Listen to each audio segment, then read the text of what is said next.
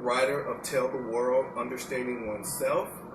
Welcome to the first live podcasting with Mr. Winfred Cooper from Elgin, Illinois. My goal is to start doing live podcasting with people that definitely make a difference out here in Elgin, Illinois. I'm just trying to sit here and just want to do something different. A lot of times people with the whole social media, they put a lot of dumb crap up, is what I call it, and nobody's sitting here putting up things that, as I feel, that'll make a difference. This is my goal in life. This is my path in life. And I just want to connect with people that's on the same path and goal. So I have Mr. Winfred Cooper. He's the Sergeant at Arms Committeeman out here at Elgin, Illinois. And Mr. Cooper, just let people know who you are. Pretty much I'm, like Stephen said, I'm the Sergeant at Arms of the Elgin Democratic Township, as well as a precinct committeeman. So pretty much my focus is to, as a Sergeant at Arms, my objective is to enforce order and balance within the party. I wanted to expand on that by also doing that as well as Democrats as helping others. Pretty much where when I was elected, I was in a precinct that was ignored for 30 years. For people that didn't know what's going on, no one voted except just vote for whoever, or just straight ticket. Nobody wanted to take the mantle of saying, you know what, let me run. Let's make a difference. Let's go to the meetings. And I felt like, you know what, for 30 years, there hasn't been one elected, so there's been someone appointed. Yeah. So my focus was saying, as well as my motto, voting is an investment. They voted me in. I've been very actively setting up an anti-bullying program that helps a dangerous area where it's, how do I say, there's no stop signs. And people say, what's the point of stop sign? Well, if you have a hill and there's a blind spot, there's always an accident. Now there's a four-way area where, like, people now say, oh, instead of driving saying, oh, wait, where did that come from? They're now stopping without avoiding incidents, accidents, especially with the cold weather coming. Exactly. Yeah, that's very important. Out here in Elgin, there's a lot of accidents and a lot of accidents that occur on the blind spots, and I definitely agree with that. Second of all, the reason why I love your position, and you look like me, no offense, but a lot of times I grew up in Chicago, Illinois, the west side of Chicago, and you know what that is. And that's like, we're not used to seeing people that look like us that are in the realm of politics. Now, I'm not in the politics realm, at least maybe not yet, someday, but to see somebody that says, hey, I want to make a difference. I don't want to sit here and live the next 10, 15 years just experiencing what we've been experiencing for the past, I'm 34 years old. So for me, the past, 34 years that I can remember, it seems like we are experiencing what I see, a cycle. And the cycle is more like, it's the for example, the person, they get hit 18 years old, and now you have kids. In the black community, people are having kids 15, 16, and it's getting younger and younger. And then the way I look at it is due to the music and due to the lack of black men getting locked up and leaving the mother to fend for themselves and these children. The children go out in the streets and try to find a second home or a dad or somebody that's, going to help them find out who they are, So looking at somebody like you, to me, that's encouraging. That's like, wow. And then the other people that are coming up, they look at you, they say, wow, I want to be like that. So I love it, man. I love it, I appreciate it. So what drives you towards, what are you doing here? Like this whole realm? What's your politics? Well, it was in stepping stones. First was, and this is actually a kind of occur, I was in a abusive relationship for a few years. In 2009, it finally ended. So I went back to my old neighborhood in Bolingbrook. I thought maybe I could live out there, start over, hang out with my friends. It wasn't the same. So I said, you know what? I can't run to the past anymore. Unfortunately, we all look to the past to find answers. It's not going to always be there. It's good to learn from it, but not live in it. Yeah. There's a lot of difference. Wow. So I got involved. I wanted to say the entertainment world was my first one, but I wanted to be more, how do I say, responsibly lazy in a way. All right, responsibly lazy. I mean, I want to be the one to say, you know what, that looks good on paper. They balance out money. Let's sign for it. Right. So I wanted to work for the casino. Mm-hmm. I was 21, and my idea was Grand Victoria would have that large vacant lot to have a hotel there. Mm-hmm. But you have like a lot. It's like if you think about it, like college kids, right. friends, parties, and you're right. The train station is right there. So you think about it. You have not in the town. You spend all the money. All right, let's go crash at a hotel. We're tired. Yeah. But there was a lot of hoops you had to go through, and I talked to the city about it. That's so great. So I knew besides going on through the hoops, I would have to be the one holding a hoop. So I applied for the Elgin Image Commission, which was a good committee, but for some reason it didn't fit well with me. I met a few good people. Corey Dixon, for an example, I met him briefly at that time, but it didn't fit well with me. So I looked at other committees because my term was up. My heart wasn't really committed to it. Then we had the endless battle a few years later with community versus police department. And I'm thinking about it. I was having like one of my kids. I had my son with me. He's not my blood, but still, co-raised him. Yeah. He was running because he's in the police department. He saw an officer coming. He was scared. What's wrong? He's like, I don't want to get hurt. And my mind just clicked for a moment, saying, the police aren't your enemy. So we walked over to the officer and introduced him. He's like, I heard that's scary. No, so I was furious. I got involved with the Human Relations Commission. Human Relations Commission, we focus on diversity, making sure everything is on the up and up, or balance. We have a great police department, and I want to expand on saying, we're not Chicago, we're not LA. We actually have a police department that's willing to listen. So that, and keeping that bridge together with the community and the police department, because yes, there are some officers that have done wrong. Everybody has done wrong. But when there's a problem, we protest. There's no rioting. There's no constant shooting at each other. There's no avoiding. There's nothing on fire. I would say we're advanced in a way. We're like an advanced state within. Wow. And if for a city, we're more advanced than a lot of communities. Yeah. Now, the election process, I decided one of my friends, who's the vice chair, Don Lego, she's been forever dragging me to join the Elgin Democrats and to go to meetings, which was great and all. But I didn't have time, and then I lost my job. I actually now have time. I had a better job. I was happy, and they're very understanding. So now I was committed to meetings. Then the 2016 election occurred. And I wasn't so much upset about, I was upset, but I wasn't angry as much with the presidential. I was more upset about the Republican, the whole red triangle, trifecta, House, Senate, and presidency. Because there are some that wasn't so open-minded. But my mind says, when there's an opportunity, when a lot of things happen, that's when I was taught this phrase: when the world is going through a historic moment in the beginning, through eyes and ears see all. In other words, whatever you do, it bounces off forever. So I got involved. It took me forever to get the 10 signatures. I needed to be on the ballot. Okay, fine, I got on the ballot. But then I focused on why did it take me forever to get this minimum number? What helped was I ran non-competitive, so no one ran against me. But it was a good thing and a sad thing at the same time. Like, why does everybody doesn't care? They're like, oh, I vote straight ticket, or I vote for whoever.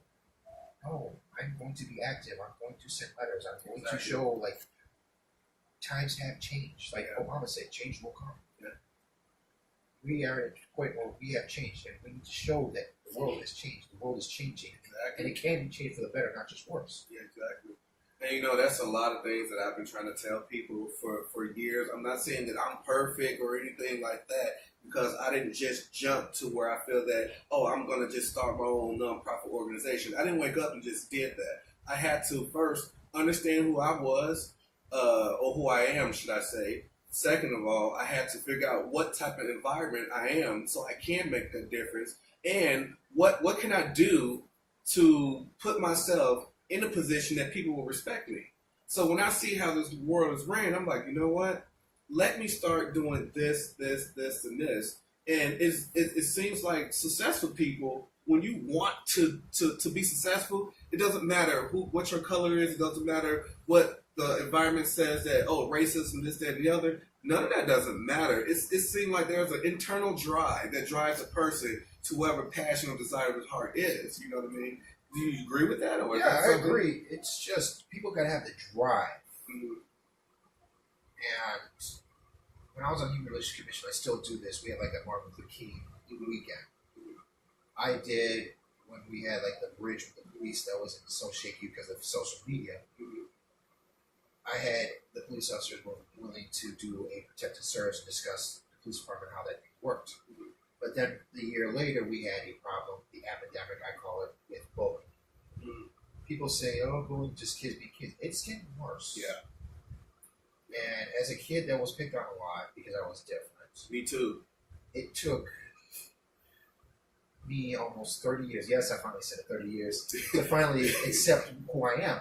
I don't want kids to be like that. I don't want kids to be like dirty, in the gray, saying, okay, I'm okay with who I am. Exactly. Kids should be inspired and feel comfortable for who they are. And like, do it now. So kids that are listening, feel inspired. Don't wait till you're our age. Do it now. Sorry. Yeah, they're our age, but like kids are different, and I think the biggest problem is with, and I feel I'm more disappointed with, especially politics. The community, African American community, unless there's something terrific, we really don't get involved that much. Like I've invited a few people to come to like meetings and to events. They're like, yeah, what's the point? Do we pay for it? No, you don't get paid. But you're doing something. You're doing positive. And it's a stepping stone. Yeah. It's to kind of remind me when I made the enlightened decision, like, you know what? Yes, the growth and to become, as I say, an American is to own and operate your own. I see that. But my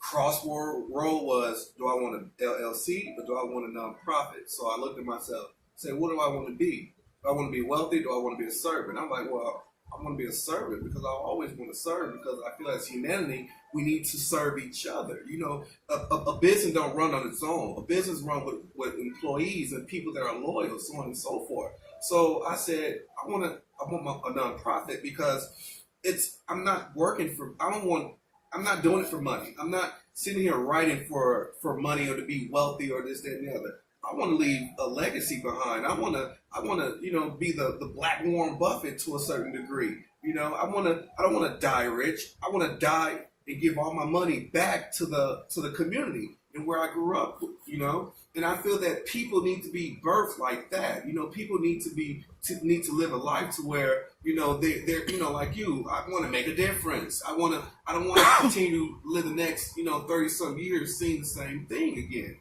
So. My question, I do have questions, if you don't mind me asking, Mr. Cooper. My question, what do you want to contribute to society? Or should I say, what's your purpose in today's society right now? My purpose right now is to do as much positive influence where, like I said before, I don't want a kid to be me. I don't want them to wait 20 something for almost 30 years to be comfortable with being their own person. In a positive way. I want to stress that because there's a percentage of kids where they're broken home, one of the parents left, money's an issue, and they drawn to that orbit of negativity where they say, okay, somebody's giving me some money to help me, and all I got to do is just drop off a delivery or drop something off for them and get like 10 to 20 bucks to do it. It turns out to be drugs or something illegal.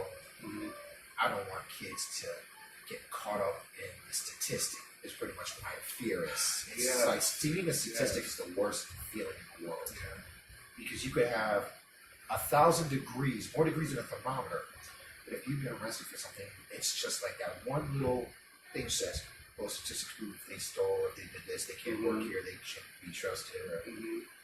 That's hard. It's hard for, especially Black African American males. Yeah. We've been, as a statistic, the longest, and I feel like we just, some of us let it just happen, just like it's okay with us. Yeah, I don't mean to get a little bit off track, but I feel like you're right. I feel like it's been going on so long, and I'm not sitting here saying that, we gotta let the environment make that statistical enough. But what I'm starting to see is that the younger generation, it's literally outliving their lives upon the statistic that they put upon us. Like literally, you know what I mean? They're young, and I understand the environment. I understand what's going on with the lockup of African American men. I understand all that. But if people don't see like you, if I don't sit here and want to make a difference, then people are going to still live in their life, right? They're going to still be stuck in that bubble. I don't see anybody trying to make the change. Agree? So is there anything you want to add to that? Statistics, and the bad thing people forget about statistics is one, you may not know this, but I'm autistic. I suffer through autism. So numbers, in certain ways, it bothers me, but I'm really good at a lot of other things. Statistics are based on information by those that actually took the survey, and they gathered all the data and made it into a study. They don't have every single person in the world and ask them the same question. They just brief it off in different ways, and they just pile the data on as like one book saying, well, statistics prove this, this, and this, and this, but they didn't look at the time, the date, everything, and they asked the whole people. So when people are judged, they don't say, okay, statistics, black males are more likely to have kids at a certain age, more than another race or religion. However, they didn't look at, but they're more or less likely than this group or this group or this group. Statistics are a good thing for work, but as a study, I feel it's insulting. Yeah. It seems like statistics always highlight the negative aspect of a group or culture. Yes. And it seems like that negativity always get highlighted. And then when a person, depending on how much tell your vision, as I call it, that you're watching, they grasp into that concept of, that black guy is like this, or that black guy is like that. What's wrong with the audio? My apologies. There's something going on with the audio.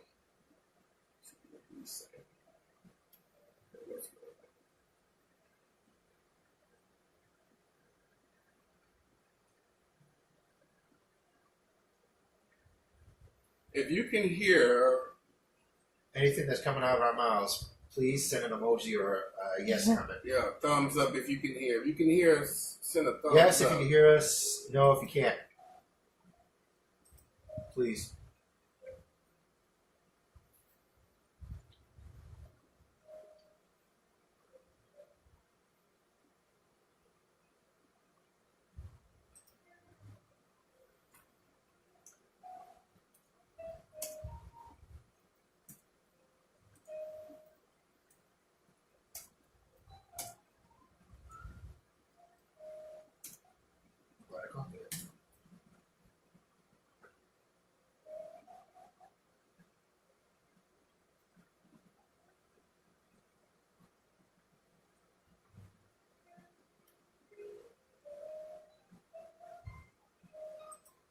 We just talked for 20 minutes. Yeah. This kind of reminded me with the Aries Spears thing. We was talking this, the audio went out. I'm like, oh my gosh.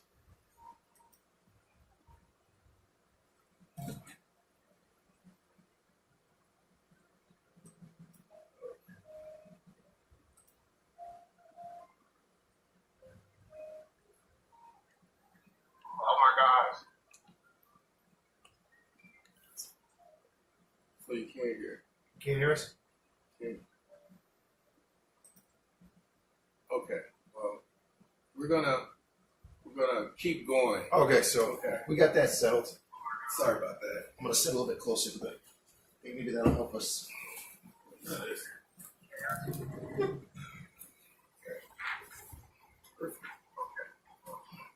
Okay, Where were we? Okay, well, let's just go to the next question because I actually forgot what. You're asking what I want to leave to society, leave for the future. What's my purpose? Yeah, what's your purpose and what do you want to leave for, your legacy? My legacy is I want to leave something when I get married, have kids. I want to teach my kids value about it's good to you can lead and follow at the same time. I want them to lead by example, but follow in a dignified and moral way by doing so. Nice. Okay. My thing is, my next question, should I say, how can we change our current position as far as getting ahead in today's society? I would say, as a whole, this is not just for African American males or females or black race itself, but as human beings, stop attacking one another. Stop belittling one another. Let's stop judging those that doesn't have Jordans or is rich or that lives in low income or has kids or struggling with relationships or struggling with illness or just stop beating on each other. Yeah, it seems like, especially in how I grew up, that was the norm, talking about another person because they didn't have any the right shoes or the right clothes, or talking just talking about the other person because they don't have the guts to just stick up for themselves, So I definitely agree with that, man. We need to stop bullying each other. We also need to start supporting one another too, because I think that it's real funny that we sit here and we can look at another race group or culture and the first thing we feel is, oh, I want that. And like I said earlier, I wasn't perfect. So during my unperfect days when I did get locked up, I don't have a felony or anything, but for missing a court date, for example, and the first thing I see is the Hispanics will stick together, even some of the white people will stick together, but them black people, they don't stick together, not until or not unless you're a part of a gang or you represent some type of group or whatever that is. In all fairness, that's the correctional system, so that's a whole different ballgame. Yeah. But I'm just saying, unless there's a shooting involving an innocent black male or female, and it's outside race or somebody in an agency, we are never really open to each other. I actually in school, I did a comic where it's based on the world today and based it on the past. And I got a lot of trouble. I caught a lot of heat for current events for it. It was Dr. King. He had his I had a dream speech. He said in 1968. Then he looked at 2007. He looked at the world. He looked at us. He said, "Screw it," and he ripped it. That was my comic, and I caught a lot of heat from people saying, "Why would you say you said it?" And it's sad to say, but the cartoon Boondocks, they did an episode where Dr. King was alive. Oh yeah. And at the end, he gave the speech on how horrible. And I'm not. If people think I'm making a joke out of it, I'm being serious. If you really think about it, we're always attacking. We're always attacking each other. We're always belittling each other. Mm-hmm. We're becoming our own terrible stereotype. Yeah. It's crazy because you are a black man saying this because of somebody else. You had to been Charles Barkley saying the same, because Charles Barkley said the same thing, and he kind of got a lot of heat for that. Why would he say this, that, and the other? But see, the thing is, instead of people looking in on and wait, we are coming up to a certain degree, because from what I'm seeing, it's just like we were saying earlier, there is no type of unity. When a person is trying to make some type of change to a certain degree, and he's asking for help from his own people, because we are in the predicament we're in, we can't help. There's no way to help. So what does the person do? We go, as they to the white man or whatever, whether it's work, whether it's some type of networking, and then they call you what? Uncle Tom. Oh, you Uncle Tom. Oh, you this, that, and the other. I'm like, and they're not even understanding that, first of all, if we can come to us, we would. If there was more of us in predicaments, or should I say positions in charge, then that would be different. But we don't see that. And we haven't seen it in a long time, nonetheless, he's owning and operating a Baptist church. But at the same time, I'm going to use this hypothetically. I'm going to be very careful how I say this because this is your book here. You could go from a good medical profession, go for power into helping people, badmouth your opponent, loose your opponent, and then you serve him under a job that you have no desire whatsoever. People will think that you sold out. You could do the real sellout is, and this is my definition, is A, you did something you're not supposed to do. You got caught, and instead of facing real hard time like a man's supposed to, or a strong individual, ladies, excuse me, you're strong, you know the risks, but instead of accepting the consequences of the risks, you testify against people, saying, "That's not fair. I shouldn't be doing this much. They didn't get caught." That's selling out. Or selling out is you go from, like say you and I are going into a political war. I badmouth you. I talk about your past. I bash you. I still lose, but I work for you. Just picking a job, whatever. That's selling out. But when you just sit there and read, or if you just sit there and just pray, or just even run your own business, that's selling out. I think that's what the world is really forgetting, is all the stereotypes saying is really killing us. I know somebody's going to be talking about me on this thing. You know what? I could care less. Because point blank, if we really want to be graphic, most people would be waking up at this time if they're working. So you know what? Things aren't who they are. What's the next question? Okay. Well, probably already talked about this because we already got into the realm of politics. Like I say, what's your take on politics, and why do you feel this helps? What will help politics? My role in politics is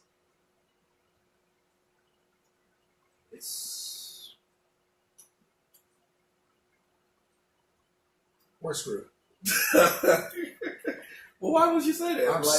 I'm saying the words "we're screwed" in a few regards. One, the future is not as active. The future doesn't want to be part of the present.